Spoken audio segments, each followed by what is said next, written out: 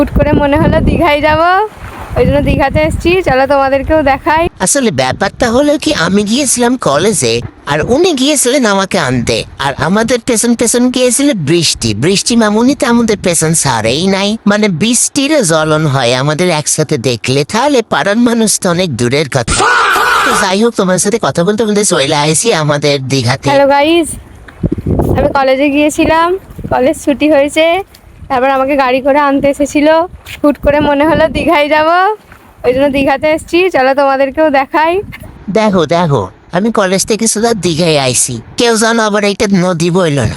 কত সুন্দর লাগতেছে না, কি সুন্দর বড় বড় ঢেউ দিতেছে। আর যারা এটাকে নদী বলবে তারা চোখে কানা। রাসেলের এখন খুব বৃষ্টি হওয়ার জন্য মেঘ গুড় করছিল, কিন্তু এখানে যাওয়ার পর একেবারে জলমল হয়ে রোদ উঠে গেল। আর তারই মাঝে আমরা দু চারটে ফটো তুললুম।